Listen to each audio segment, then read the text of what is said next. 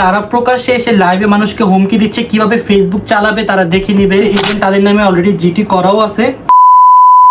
আসসালামু আলাইকুম এভরিওয়ান, কেমন আছেন সবাই? আশা করছি প্রত্যেকেই ভালো আছেন এবং সুস্থ আছেন। সো গাইস, আবারও শুরু হয়ে গেল রাকিব ইয়াসিনের ঝামেলা। ইউটিউবে লাইভে এসে কি হুঁশিয়ারি দিল রাকিব হোসেন ইয়াসিনের নামে মামলা দিবে এবং ইয়াসিন অন্তরার ফেসবুক পেজ খেয়ে দিল।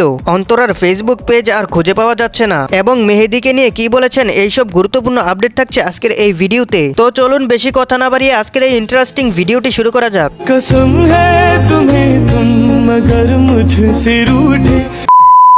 বন্ধুরা, গতকাল রাত 10টায় রাকিব হোসেন এবং নুসরাত জাহান অন্তরা তাদের ইউটিউব চ্যানেলে লাইভে এসে জানায় যে অন্তরার ফেসবুক পেজ আর খুঁজে পাওয়া যায় না। তারা জানায় যে ইয়াসিন মিথিলা তাদের ফেসবুক পেজটি ক্ষতি করেছে। তো নুসরাত জাহান অন্তরা কিন্তু বলেছেন যে যদি আমার ফেসবুক পেজ না পাই তাহলে তাদের নামে মামলা দিব। যদি আমি ব্যাক না পাই আমি তো অবশ্যই লিগ্যাল অ্যাকশনে যাব, কারণ আমার কাছে প্রুফ আছে। লাস্ট এক সপ্তাহ ধরে 3-4টা তারা লাইভ করছে আমাকে নিয়ে, আমার ফ্যামিলিকে নিয়ে।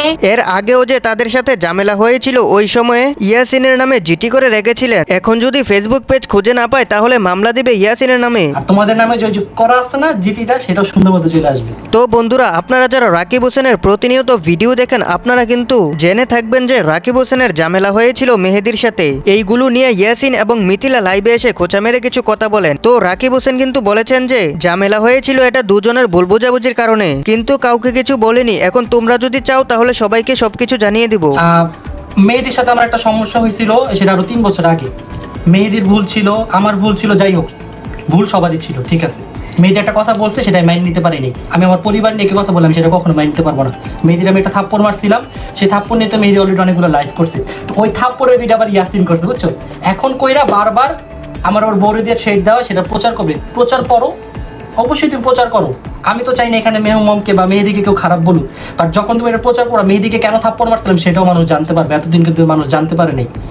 সো গাইস, আপনারা হয়তো সকলেই জানেন যে রাকিব ইয়াসিনের ঝামেলা হয়েছিল, এগুলো থেকেই তাদের এই সমস্যাগুলো হচ্ছে। তো এই ছিল আজকের আপডেট। এরকম আরো প্রতিনিয়ত আপডেট সবার আগে পেতে এই চ্যানেলটি সাবস্ক্রাইব করে রাখুন।